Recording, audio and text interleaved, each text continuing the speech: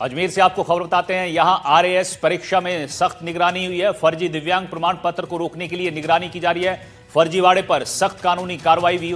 अब तक 524 अभ्यर्थी दीवार, 415 को आजीवन प्रतिबंधित किया गया है। मेडिकल बोर्ड से विस्तृत जांच अब शुरू की गई है। यूआईडी कार्ड अनिवार्य है। पुराने प्रमाण पत्रों का भी यहां सत्यापन किया जा रहा है। तो अजमेर से आपको खबर बता रहे हैं, आरएस परीक्षा में जो फर्जीवाड़ा चल रहा था, फर्जी दिव्यांग प्रमाण पत्र बनाए जा रहे थे, उनके लिए निगरानी चल रही थी। अब फर्जीवाड़े पर सख्त कानूनी कार्रवाई की जा रही है। पवन अटारिया हमारे सहयोगी हमारे साथ जुड़ गए हैं। पवन, आरएस परीक्षा में जो फर्जीवाड़ा था उस पर सख्त कानूनी कार्रवाई हुई। अब तक 524 अभ्यर्थी दीवार और 415 को आजीवन प्रतिबंधित किया है। क्या कुछ इस मामले पर और जानकारी है?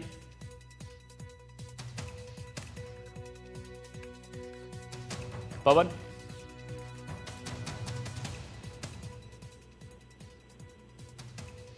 पवन आप सुन पा रहे हैं? बिल्कुल, देखिए, राजस्थान लोक सेवा आयोग ने आरएस भर्ती परीक्षा 2024 के साक्षात्कार चरण में फर्जी दिव्यांग प्रमाण पत्रों के उपयोग को रोकने के लिए विशेष सतर्कता बरतना शुरू कर दी है। आयोग ने आरएस 2023 की तर्ज पर इस बार भी सभी दिव्यांग अभ्यर्थियों की दिव्यांगता प्रतिशत और उनके प्रकार की पुष्टि मेडिकल बोर्ड के माध्यम से करवाना अनिवार्य किया है। लो विजन और हार्ड हियरिंग श्रेणी में कई विसंगतियां सामने आने के बाद जांच और कड़ी कर दी गई है। आयोग के सेक्रेटरी रामनिवास मेहता ने बताया कि भारत सरकार के 24 नवंबर 2025 के सर्कुलर के अनुसार सक्रिय यहाँ पर जो अनिवार्य थी वो पुराने प्रमाण पत्रों वाली अभ्यर्थियों को भी मेडिकल बोर्ड की जांच के बाद ही मान्यता दी जा रही है। आयोग का यह भी कहना है कि गलत प्रमाण पत्रों का उपयोग वास्तविक दिव्यांग अभ्यर्थियों के अधिकारों का हनन है।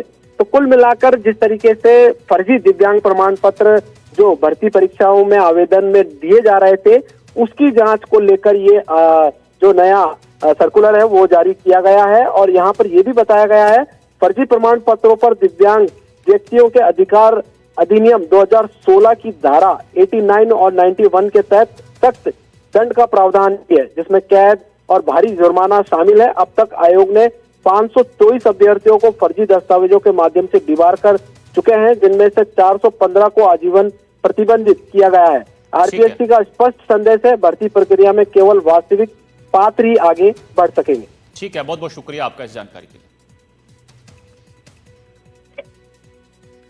उधर बीकानेर के गंगा शहर थाना क्षेत्र में 13 नवंबर से लापता एक नाबालिग लड़की का मामला लगातार गंभीर होता जा रहा है। परिजनों का आरोप है कि पुलिस ने अब तक कोई ठोस कार्रवाई नहीं की, जिसके बाद आज परिजन विरोध प्रदर्शन करते हुए एसपी कार्यालय पहुंचे। यहां उन्होंने पुलिस अधीक्षक को ज्ञापन सौंपा है। एसपी ने जल्द कार्रवाई का भरोसा दिया। लड़की के पिता का कहना है कि उनकी बेटी अचानक से घर से गायब हो गई। नाराज परिजनों ने चेतावनी दी कि अगर नाबालिग की बरामदगी जल्द नहीं हुई तो वो बड़ा विरोध प्रदर्शन यहां पर करेंगे।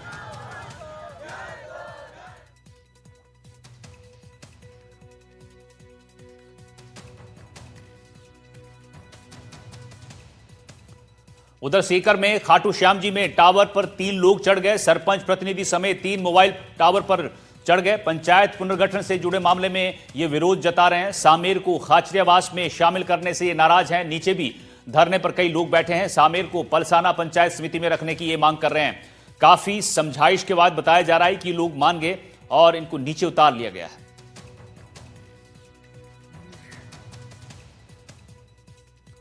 तो तस्वीरें आपको खाटू श्याम जी से बता रहे हैं, जहां पंचायत पुनर्गठन से जुड़े मामले में 3 लोग टावर पर चढ़ जाते हैं।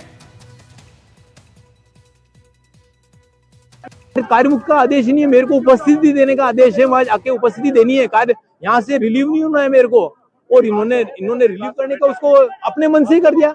मेरे को 1 मिनट में आप शासन सचिव का लेटर मिल जाए मेरे को कि भाई आपको कार्य मुक्त किया जा रहा है, आपका यहाँ से ट्रांसफर किया जा रहा है, आपको बाड़मेर लगाया जा रहा है, आपको पाकिस्तान बॉर्डर पे लगाया जा रहा है, 1 मिनट में चल जाऊंगा, सरकार के आदेश की पालना करूंगा। लेकिन इस भ्रष्ट अधिकारियों ने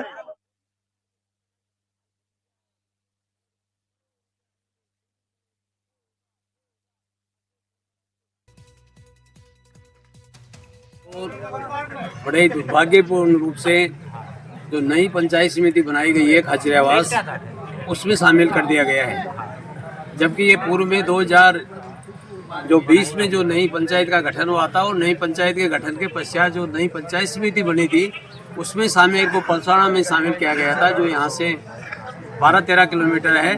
और इसी को पूर्वाग्रह करके और हमारी आम जनता को परेशान करने के लिए इसको जो खाचरियावास जो नई पंचायत समिति बनी है उसमें लगा दिया गया है। सरकार का ये फैसला बड़ा ही दुर्भाग्यपूर्ण है। चलिए अगली खबर 12 से आपको बताते हैं। टंकी पर यहां पर 4 लोग चढ़ गए। शाहबाद क्षेत्र का यह पूरा मामला है और जमीन पर कब्जे को लेकर ये विरोध प्रदर्शन कर रहे हैं, न्याय की गुहार लगा रहे हैं। सिविल लाइन की पानी की टंकी पर 4 लोग चढ़ जाते हैं, जिसमें 2 बुजुर्ग महिलाएं हैं और 2 पुरुष हैं। ये देखिए, ये तस्वीरें सामने आ गई। न्याय की गुहार, इन्होंने एक बैनर लगा रखा है जिस पर लिखा है न्याय की गुहार, और पानी की टंकी पर ये सिविल लाइन में चढ़े हैं। जमीन विवाद का पूरा मामला है। बताया जा रहा है कि इनकी जमीन पर अवैध कब्जा किसी ने कर रखा है, लेकिन इनकी सुनवाई कहीं नहीं हो रही है।